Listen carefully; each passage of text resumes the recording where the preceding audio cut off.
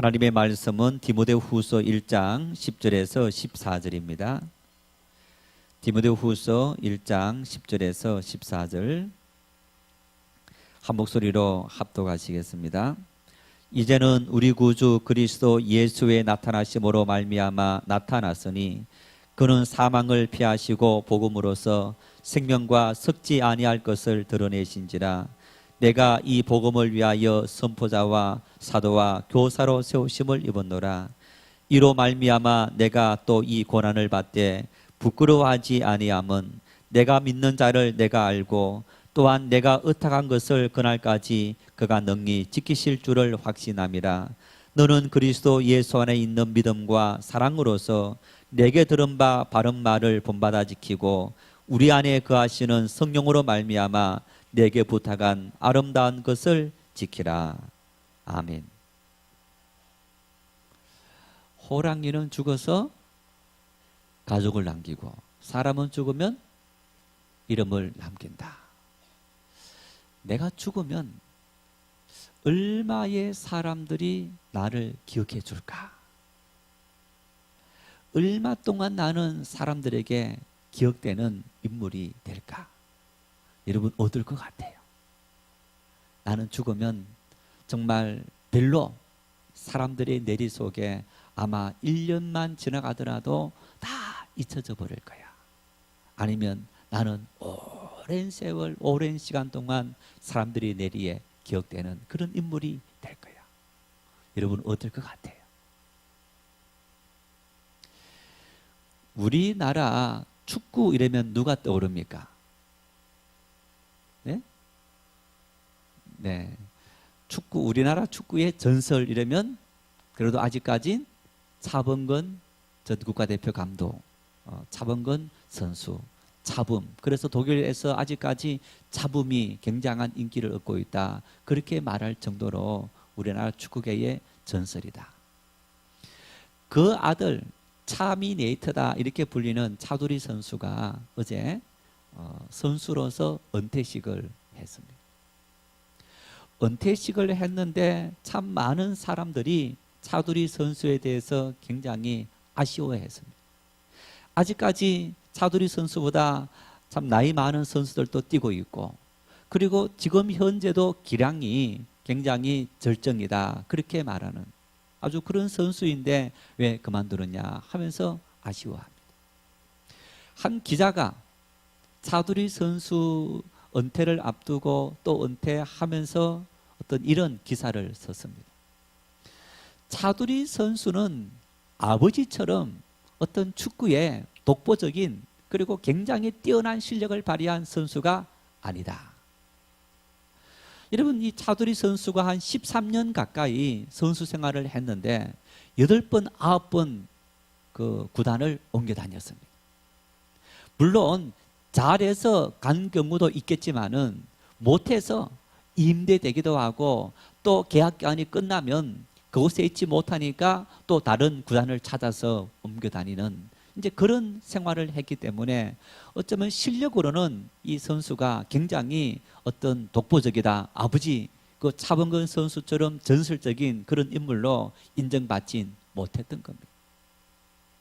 그런데 많은 사람들이 축구를 좋아하는 사람들은 차두리 선수에 대해서 로봇이다. 그래서 차미네이트다 이름 붙이면서 굉장히 그 선수를 아끼고 사랑하고 좋아합니다. 기자가 그렇게 썼습니다. 차두리 선수만큼 슬퍼할 때 슬픔을 표시하고 기뻐할 때 어린아이 마냥 기뻐하는 그런 선수가 없었다는 겁니다. 슬퍼할 때 눈물 흘릴 줄 알고 기뻐할 때 마치 어린아이처럼 그렇게 천진난만하게 웃을 수 있는 그런 선수. 그러면서 이렇게 말합니다. 11명이 뛰는 축구 운동 경기에 각 분야마다 최고의 선수만이 필요한 것이 아니라 그 선수들 중에서 선수들을 융합시키는 어떤 그런 진화력이 있는 인물이 필요한데, 이 차두리 선수가 어린 선수부터 나이 많은, 그래서 예를 들어서 20살 선수부터 30 중반까지 그 선수 전체를 아우를 수 있고 누구하고 있더라도 함께 친화적인 그런 인물이 바로 차두리 선수였다. 그래서 이 선수를 사람들은 환호하고 또 그 선수를 보면서 우리 자신의 모습을 비추는, 그래서 그 선수를 사랑했고 좋아했다. 그렇게 이 기자가 썼습니다. 여러분, 우리는 항상 누군가로부터 평가를 받습니다. 어쩌면 여러분 오늘 예배를 드리면서 찬양하는 찬양팀들, 저 집사님은 무슨 근심이 있는가? 저 집사님은 뭔가 기쁜 일이 있는가? 오늘 설교 말씀을 들으면서 목사님 설교가 이랬다 저랬다. 어쩌면 여러분 나름대로 그런 생각들, 그런 평가들도 하게 될 겁니다. 다른 얘기입니다만은 한 목사님이 기도원에서 집회를 마치고 나왔더니 이제 한 장로님이 굉장히 기분 나빠서 이렇게 오셨는데, 목사님 오늘 말씀의 은혜를 참 많이 받았습니다. 그렇게 이제 하시면서 그러면서 이렇게 목사님 설교 중에 사용된 단어가 굉장히 이렇게 목사님 그것은 설교 단어로 적합하지 않습니다. 또 그 단어는 이렇게 이런 단어를 써야 되는데 그 단어를 썼습니다. 목사님이 이제 자기 교회에서 설교를 하시면서 그렇게 말씀합니다. 아니, 그 장로님은 설교 말씀의 은혜는 받지 않고 꼬투리를 잡으려고 설교를 들었는가? 그러면서 말씀을 들으면서 그 말씀 전체의 내용을 이해하면서 참 아멘 이런 마음이 되어져야 되는데, 그렇지 않고 하나하나 마치 흠과 티를 잡으려고 하는 그런 마음을 갖고 예배에 참석하고 기도원에 왔다. 여러분, 만일 우리가 그런 마음을 갖고 왔다면 은혜가 절대 되지 않습니다. 주보를 읽으면서 주보 속에 오늘 오타가 있구나. 사람이기 때문에 실수할 수 있지. 여러분, 우리가 넉넉한 마음으로 바라보면 모든 것이 다 은혜가 되는 것. 어찌든 우리가 삶을 살아가면서 우리는 끊임없이 나도 누군가를 평가하고 판단하고 역시 나도 다른 사람들에게 평가를 받고 판단을 받게 되는 것. 서두에 말씀을 드린 것처럼 사람들은 나를 어떻게 평가하고 어떻게 나를 판단해 줄까? 내 자식들은 엄마 아빠로서 나를 어떤 모습으로 기억해 주고 어떤 모습으로 판단할까? 여러분, 인류 역사를 통해서 가장 오랜 세월 동안 그리고 가장 많은 사람들이 기억하는 인물, 그 인물이 누굴까요? 인류 역사를 통해서 과거, 현재, 그리고 미래를 통해서 가장 많은 사람들이 기억하고 그리고 많은 사람들이 기억할 인물. 누구요? 네, 예수 그리스도이지. 여러분, 예수 그리스도 이름은 오늘 하루만 하더라도 수천만 번, 수억만 번 예수님의 이름이 수많은 사람들에게 기억되어지고 불려지고 그리고 그분에 대해서 존경을 표시하고 그분 앞에 감사하는 삶을 살게 될 것. 우리 이렇게 서울 도심 한가운데 있는 수많은 교회들에서부터 여러분 아마존 밀림에 이르기까지 그곳에 있는 사람들까지도 수많은 사람들이 예수님의 이름을 부르고 예수님 이름을 기억하고 예수님의 이름을 찬송합니다. 나이가 많이 드신 노인들에서부터 꼬맹이 어린아이 이르기까지 모든 사람들이 남녀노소 할 것 없이 모든 사람들이 다 예수님의 이름을 부르고 예수님 이름을 기억하고 찬송하며 살아갑니다. 그것은 2000년 지난 2000년 동안도 마찬가지였고 지금도 마찬가지고 앞으로 미래도 마찬가지일 겁니다. 여러분, 우리가 누군가를 기억한다. 어떤 의미가 있을까요? 내가 누군가를 기억한다.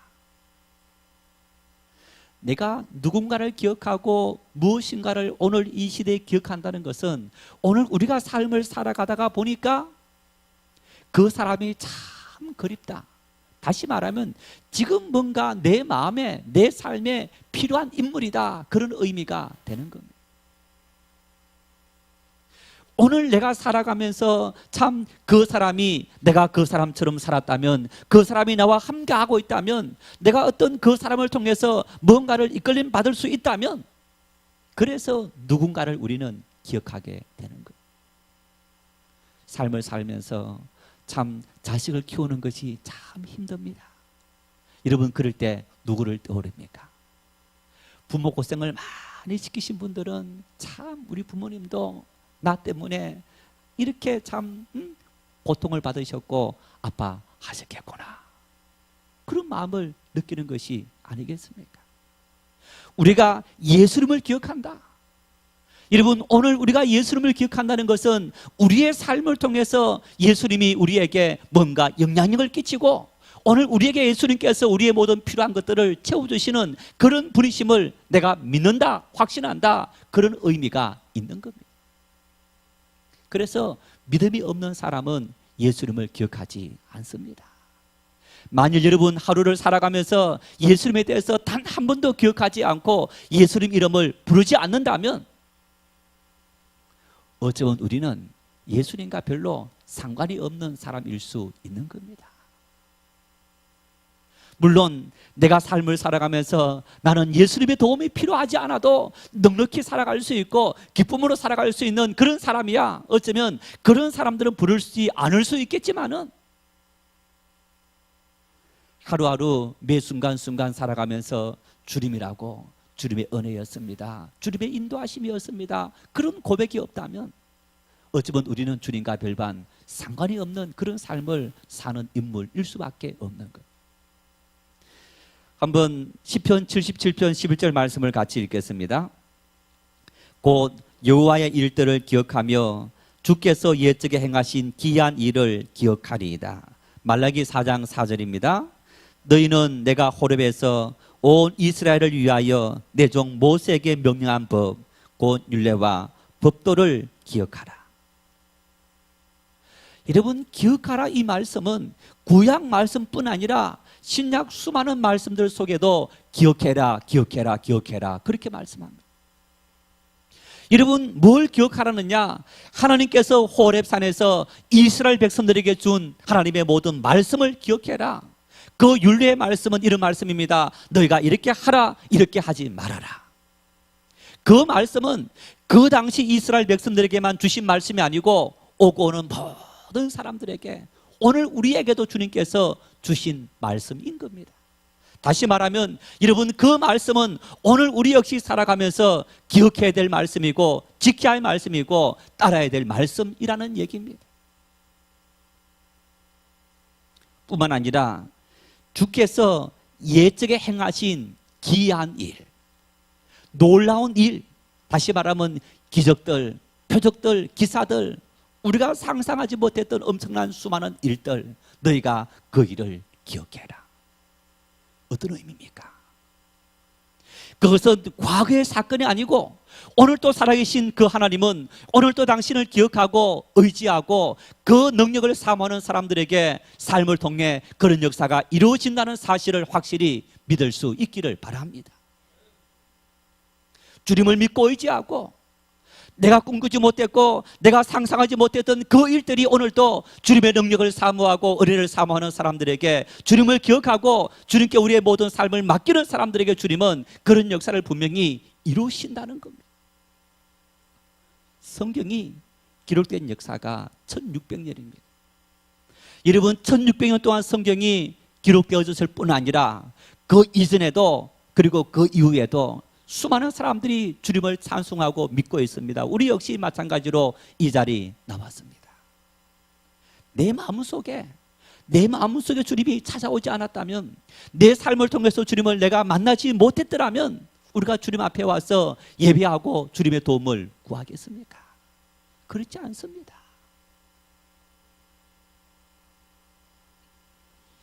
바울 사도는 인생의 마지막이 다가왔을 때 믿음의 후계자, 그 목회의 후계자, 믿음의 자녀라고 부르는 디모데에게 권면합니다. 마지막 당부의 말씀을 하고 있습니다. 바울 사도가 디모데에게 마지막 당부 말씀을, 어떤 말씀을 하고 있느냐? 본문 14절 말씀 다시 한번 읽겠습니다. 우리 안에 거하시는 성령으로 말미암아 내게 부탁한 아름다운 것을 지키라. 디모데야, 너는 지켜라. 여러분, 이 지킨다란 말은 보존한다, 그런 말로 가지고 있는 것을 잃어버리거나 훼손하지 않도록 잘 간수하고 간직한다, 그런 의미가 있는 겁니다. 여러분, 내가 잘 가지고 간직한다, 그것은 내 삶에서 또 내 수중에서 어떤 것들입니까? 가장 소중한 것. 만일 여러분들이 한 5캐럿 정도 되는 다이아몬드가 있는데, 반지가 있는데, 그 다이아몬드 반지를 잘 가공해서요, 아주 멋지게 내가 원하는 뭐 꽃을 가공했다 했다. 여러분, 그 반지 끼고 막 다닙니까? 안 다닙니까? 혹시나 다니다가 가공한 어떤 것들이 떨어져 나간다든가 하게 되면 얼마나 아깝습니까? 그래서 아주 참 이렇게 귀한 자리나 이런 자리에 끼고 다니지 함부로 끼진 않습니다. 설거지 할 때 다이아몬드 반지 끼고 막 설거지 하시는 분이 있습니까? 없습니다. 만일 5캐럿이 넘는 다이아몬드 반지가 집에 있다 그러면 여러분, 한 번씩 그 반지 확인합니까? 안 합니까? 확인을 해야 돼. 혹시나 어디 분실되지 않았는가, 없어지지 않았는가. 보물이기 때문에, 중요하기 때문에, 소중하기 때문에. 오늘 바울 사도는 디모데에게 말합니다. 지키라, 소중하게 여기라.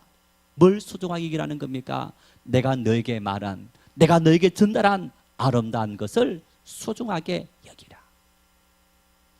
바울 사도가 디모데에게 말한 최고의 보물 어떤 겁니까? 오늘 이 말씀 속에 보면 복음이, 바울 사도는 내 인생에 가장 소중한 거고 내 평생에 지키고 간직할 보물이 바로 복음이었다 고백합니다.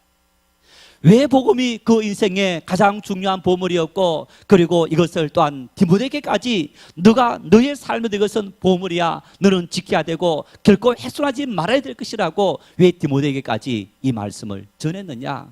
10절 말씀에 그 이유가 나와 있습니다. 같이 읽겠습니다. 이제는 우리 구주 그리스도 예수의 나타나심으로 말미암아 나타났으니 그는 사망을 피하시고 복음으로서 생명과 썩지 아니할 것을 드러내신지라. 여러분, 성경의 많은 말씀들도 중요한 말씀이지만은 이 한 구절 말씀 속에 복음의 전체가 다 들어있는 거예요. 여러분, 이 말씀 속에 복음에 대해서 이야기하면서 이렇게 말합니다. 사망을 피하시고 썩지 아니할 것을 드러내시는, 생명을 주시는 것이 바로 복음이다, 이렇게 말해요. 우리가 여러분 이 말씀을 먼저 이해하기 위해서 로마서 5장 12절 말씀을 같이 읽겠습니다. 그러므로 한 사람으로 말미암아 죄가 세상에 들어오고 죄로 말미암아 사망이 들어왔나니 이와 같이 모든 사람이 죄를 지었으므로 사망이 모든 사람에게 이르렀느니라. 오늘 이 말씀을 통해서 여러분 우리가 먼저 죽음과 사망, 자, 죽음과 사망이 같은 말입니까? 다른 말입니까? 일반적으로 사전에는 같은 동의어입니다. 일반적으로 죽음이다, 생명체의 삶이 끝나는 것. 그래서 죽음 이꼬르 죽음 혹은 사망. 그래서 죽음과 사망은 생명체의 삶이 끝나는 것이 바로 죽음이요 사망이다. 그런데 성경은 죽음과 사망을 같은 의미로 사용하지 않습니다. 다른 의미로 사용합니다.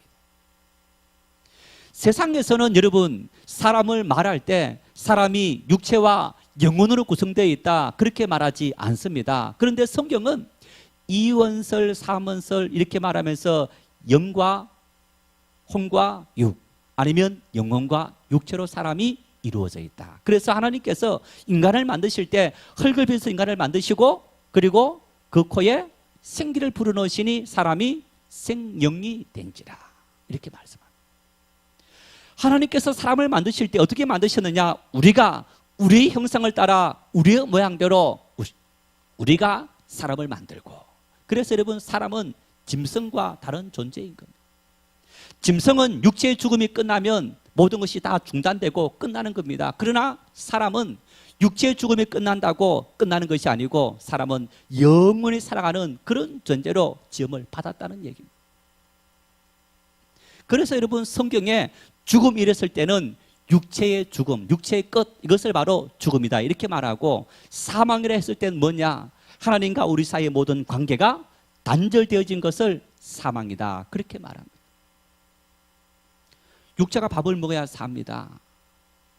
여러분 육체가 이 땅에서 거야만 살아갑니다. 하나님께서 그렇게 만드셨기 때문에. 우리 영은 하나님과 교통하고 하나님의 말씀을 먹고 하나님의 사랑을 받고 하나님과 관계성을 맺어야만 사람이 영원히 살아갈 수 있는 그런 존재가 되어졌다는 것. 그런데 그 하나님과 관계가 단절되어짐으로 사람은 천국에 들어가지 못하고 지옥에 가게 되었다. 이것이 바로 사망이다. 성경은 그렇게 말합니다. 오늘 바울 사도는 디모데에게 말합니다. 디모데야, 기억해라. 너가 매일 매 순간 기억해라. 한순간도 잊지 말고 기억해라. 너는 사망에서 생명으로 옮겨진 자 되었느니라.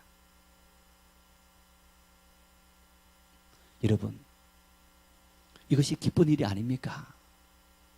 엄청난 일이 아닙니까? 어쩌면 여러분 우리가 인생을 살아가면서 가장 최고의 인생, 최고의 축복, 내가 삶을 살아가면서 이 땅에서 누릴 수 있는 최고의 축복은 뭐냐? 바로 내가 사망에서 생명으로 옮기게 되었다. 하나님의 자녀가 되었다. 이것이 우리 인생의 최고의 축복임을 믿을 수 있기를 바랍니다. 만일 이 사실이 내 가슴 속에, 우리 가슴 속에 확실히 자리매김되지 않고 이 사실을 믿을 수 없다면 아직 우리의 신앙은 문제가 있습니다. 부족한 신앙이고 신앙의 참된 진리를 깨닫지 못한 일이다 이렇게 말할 수 있습니다. 간혹 어떤 사람은 이렇게 말합니다. 천국의 일은 나중의 일인데 지금 세상 살아가며 이것도 골치 아파 죽겠는데 그 일까지 고민하고 왜 살아? 참 그 말 들어보면 야 정말 저 사람 참 멋있는 사람이야 그런 생각이 들 수 있는 겁니다. 여러분 그런 이렇게 한번 비유해볼까요? 자, 오는 목요일 아이들이 시험을 칩니다. 시험을 치는데 시험을 열심히 공부하는 자녀들이 있는 반면에 어떤 자녀들은 적당히 내가 왜 그렇게 열심히 공부할 필요가 뭐가 있어? 지금 그저 공부하는 것도 힘든데 왜 저리 머리를 싸매고 그리고 놀고 싶은 것 중단하고 그리고 잠도 줄이면서 왜 내가 저렇게 고생해? 여러분 고생한 보람이 있습니까 없습니까? 때가 되면 있습니다. 자, 지금 삶을 살아가면서 경제가 어렵다고 말합니다. 여러분 경제가 어려운데 내가 지금 하루하루 벌어서 참 이렇게 사는 것도 힘든데 저축하십니까 안 하십니까? 저축하세요 안 하세요? 안 하세요? 자, 연세 드신 분들은 이제 저축 다 하시고 이제 해놓은 거 갖고 사시는데 우리 젊은 세대들 저축합니까 안 합니까? 아, 대두국 없는 거 보니까 안 하시는군요. 백집사님 저축하세요? 연금 안 넣으세요? 예, 그건 한대요. 여러분 지금 아무리 힘들어도 참 내가 당장 먹고 또 내가 하고 싶은 거 여행하고 싶은 거 하고 모든 것들이 있지만은 내 노후를 위해서 아니면 자녀 양육하는 일에 씁니까 안 씁니까? 쓰는 거예요. 노후 적금을 붓는 거예요. 연금을 넣기도 하고 보험에 넣기도 하고 어떤 신탁에 넣어서 그러면서 내 노후를 위해서 준비하는 거예요. 에이, 내가 언제까지 살지도 모르는데 지금 벌어서 다 쓰고 살아야지. 그런 분 계세요? 야, 당신 참 잘하. 참 당신 잘하는구나. 그렇게 말할 사람 아무도 없어요. 저는 젊은 사람들에게 그럽니다. 연금 넣고 다 쓰고 살아라. 여러분, 우리 인생을 살아가면서 이 육체로 살아가는 이 세상이 길면 100년인 겁니다.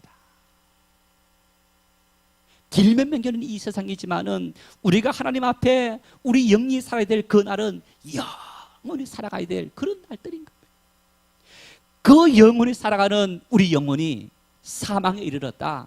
하나님의 은혜를 받지 못해서 영원한 불지옥에서 살아가야 될 그런 인생이었지만은, 절망 속에, 아픔 속에, 매일 고통 속에 살아가야 될 그런 인생이지만은, 우리가 예수 그리스도를 믿고 우리가 하나님 앞에서 우리의 모든 삶을 맡길 때 영원한 사망에서 생명으로 옮겼느니라. 여러분, 이 일에 있어서 돈을 요구하지 않습니다. 우리에게 뭔가를 요구하지 않고 내가 베풀어 준 그 모든 것을 너희는 온전히 받아들이고 믿기만 하라고 주님께서 우리에게 말씀하고 있는 겁니다. 이 사실을 매일 믿을 수 있기를 바랍니다. 이 사실을 매일 기억하고 감사할 수 있기를 바랍니다. 나는 예수 그리스도로 말미암아 사망에서 생명으로 옮겼느니라. 그래서 내 삶에 기쁨이 있고 하나님께서 나와 동행하는 그런 삶을 살게 되었다고 감사하고 고백하고 인정할 수 있기를 바랍니다. 이게 중요한 이유가 또 한 가지 있습니다. 12절 말씀을 같이 읽겠습니다. 12절입니다. 이로 말미암아 내가 또 이 고난을 받되 부끄러워하지 아니함은 내가 믿는 자를 내가 알고 내가 의탁한 것을 그날까지 그가 능히 지키실 줄을 확신합니다.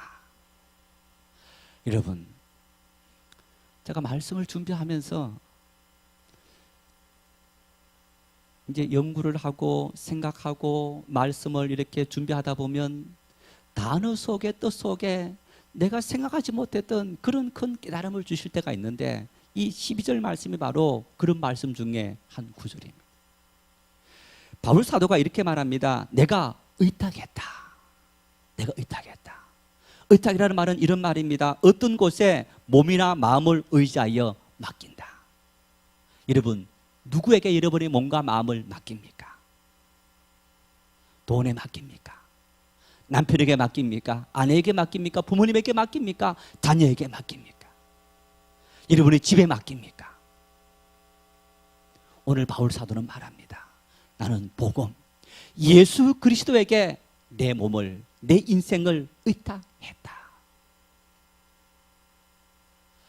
와, 여러분, 이게 얼마나 큰 축복인지. 바울 사도가 고린도 후서에 보면 그의 삶을 통해서 내가 한번 자랑하겠다. 내 자랑하는 것 어리석었더라도 한번 좀 들어주어 하면서 이야기합니다. 내가 40에 하나 감한매를 5번 맞았고 3번 태장으로 맞고, 내가 이 강도의 위험과 그리고 바다의 위험과 많은 위험, 동족의 위험, 도둑들의 위험, 그 수많은 일들을 통해서도 나는 복음을 전하는 일들에 매진했다. 이렇게 말합니다. 내가 살아도, 내가 죽어도 주를 위해서, 복음에서 살다가 죽는 것이 내 인생의 소망이다. 와, 어떻게 바울 사도가 이런 고백을 할 수 있었을까? 다른 게 아닙니다. 자기를 주님께 의탁했기 때문에, 자기 인생의 모든 것을 다 맡겼기 때문에, 내 생명도 맡기고 내 건강도 맡기고 내 재물도 맡기고 내 필요한 양식도 맡기고 내 인생의 모든 그릇까지도 바울 사도는 다 주님께 맡겼기 때문에. 여러분, 두 남녀가 만나서 사랑해서 결혼했습니다. 결혼한다는 것은 뭘 의미합니까? 자, 결혼했어도 간혹 그런 분들 있지만은, 여러분, 결혼하면 재산하면서 서로 딴 주머니 찹니까? 결혼하면서 남편과 아내가 서로가 아플 때 외면하고 힘들 때 외면하고 돌아보지 않습니까? 결혼했다는 것은 둘이 하나가 되었다는 것, 둘이 모든 것을 공유한다는 겁니다. 괴로울 때나 기쁠 때나 슬플 때나 아플 때나 다 모든 것을 함께하고, 당신이 나고 내가 당신이다. 그 의미가 바로 결혼인데, 바울 사도가 오늘 내가 내 모든 것을 주님께 다 의탁했다는 것은 바로 그런 의미가 있는 겁니다. 내가 주님께 의탁했기 때문에 주님께서 때를 따라서 내 필요한 모든 것을 다 공급해 주실 텐데, 왜 내가 두려워하고 염려하고 근심하며 살아가느냐? 여러분, 성경 말씀을 보십시오. 우리가 많이 이야기하는 이스라엘 백성들 출애굽 역사를 보십시오. 이스라엘 백성들이 430년 동안 애굽에서 종살이 합니다. 하나님을 떠나서 그들이 애굽 땅에서 살면서 종살이하고 살아갈 때는 너무너무 고통스러웠습니다. 자기들이 열심히 일해야만 배급받아서 먹고 살아가고 그러면서도 종에서 벗어나지 못한 그런 삶을 살아갑니다. 고통스러워서 그 백성이 부르짖습니다. 하나님, 우리를 왜 안 건져주십니까? 우리 조상 아브라함과 이삭과 야곱에게 약속의 땅을 주신다 했는데 왜 우리를 이 땅에서 내버려 두십니까? 막 부르짖습니다. 그 소리를 들으시고 하나님께서 모세를 보내줍니다. 여러분, 모세가 애굽 땅에 가서 이스라엘 백성을 이끌고 오는 그 순간부터 일으킨 성경의 기적들을 보십시오.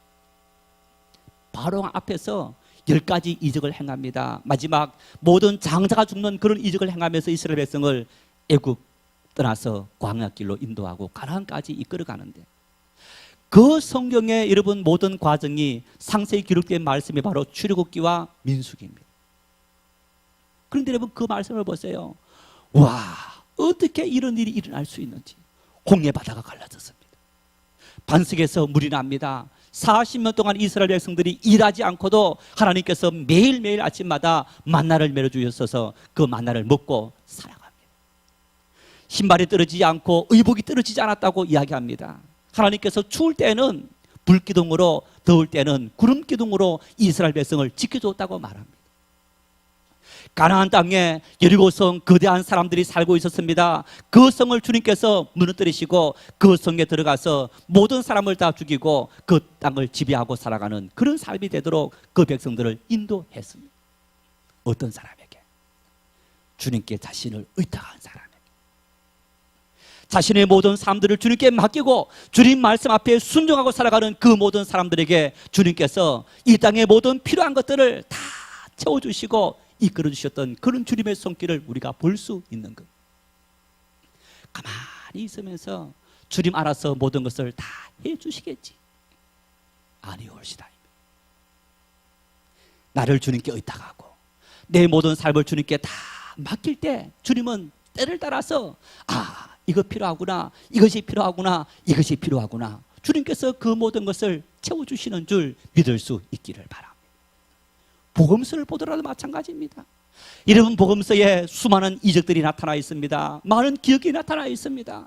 어떤 사람이 그런 일들을 경험했습니까? 예수님을 찾아와서 예수님의 도움을 구하고 예수님 능력의 손길로 할 수 있음을 내가 믿고 나를 의탁합니다, 자신을 맡기는 사람에게 주님께서 놀라운 기적을 보여줬던 것을 볼 수 있는 겁니다. 오늘 우리가 주님께 우리를 의탁한다는 것이 뭡니까? 주님을 기억하는 겁니다. 주님, 내가 이런 아픔이 있습니다. 내가 이런 고통이 있습니다. 이런 절망이 있습니다. 이런 갈등이 있습니다. 이런 외로움이 있습니다. 이런 상처가 있습니다. 사람이 위로해 줄 수 있고 사람이 해결해 줄 수 있는 것이 아닙니다. 여러분, 우리가 그런 순간순간들마다 예수님을 생각합니다.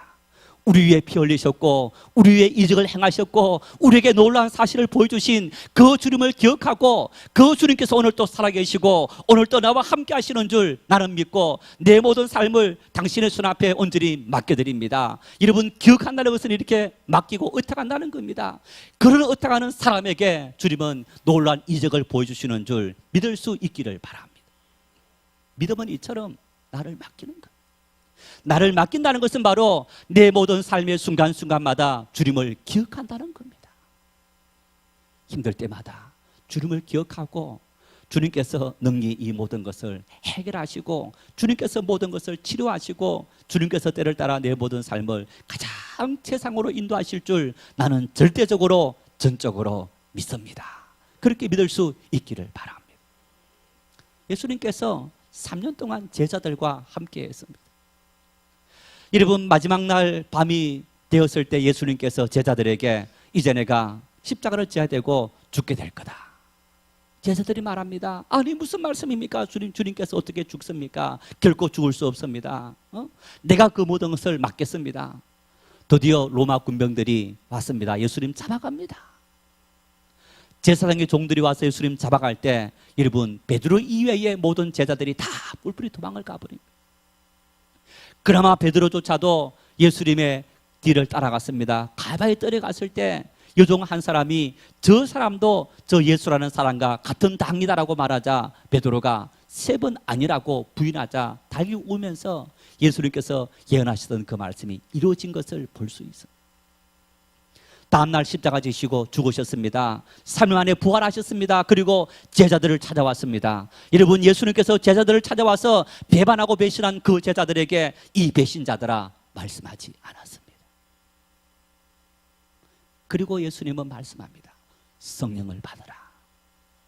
예루살렘을 떠나기 전에 성령을 받으라. 성령이 너희들에게 함께하고 너희들에게 모든 위험과 어려움과 절망 속에 너희를 지키고 너희를 담대하게 만들어준다. 염려하지 말고 성령께 모든 것을 맡기고 살아가라. 성령 받은 제자들, 예루살렘을 떠나기 전에, 세상으로 가기 전에 우리의 심령 속에 함께 하시는 그 성령을 의지하고 절대 신뢰하고 달려갈 때 주님은 제자들을 통해서 주님께서 행하셨던 놀라운 이적을 행할 수 있는 그런 능력을 주시고 세상을 두려워하지 않고 살아갈 수 있는 그런 힘과 능력과 용기를 그들에게 부어주셨습니다. 우리에게도 말씀합니다. 오늘 바울 사도 역시 사랑하는 믿음의 아들 디모데에게 말씀합니다. 성령으로 말미암아 내게 있는 아름다운 것을 지키라. 그렇게 말합니다. 너 의지로, 너 힘으로, 너 결단으로 지키라고 말하지 않습니다. 성령으로 말미암아. 주님께서 우리에게 마지막 성천하시면서 성령을 받으라. 성령이 임하면 너희가 권능을 받고 예루살렘과 온 유다와 사마리아와 땅 끝까지 이르러 내 복음에 증인되리라 말씀하신 그 성령이 임할 때 우리는 세상을 두려워하지 않고 세상 속에서 하나님의 영광을 경험하고 주님께서 때를 따라 베푸시는 그 은혜를 풍성히 누리며 살게 되는 거예요. 어떤 사람이 이런 성령을 경험할 수 있습니까? 주님을 기억하는 사람. 매 순간순간마다 주님을 기억하고 주님께서 이 자리에 함께 하심을 믿습니다. 2000년 전 주님께서 오늘 또 함께 하셔서 내 모든 삶의 주인이 되심을 나는 확실히 믿습니다. 그 주님께서 때를 따라 우리의 모든 삶을 인도하는 줄 믿습니다. 그 믿음의 고백을 갖고 있는 사람에게 주님은 함께 하셔서 우리의 삶을 통해 영광 받으시고 형통케 하시고 참된 평화를 베풀어 주시는 겁니다. 순간순간마다 주님을 기억할 수 있기를 바랍니다. 주님만을 기억하고 다 맡길 때, 그리고 기다릴 때 우리 주님은 합력하여 선을 이루시는 그런 은혜의 손길을 펼칩니다. 그 주님 바라보고 승리하며 사는 복된 삶들 될 수 있기를 바랍니다.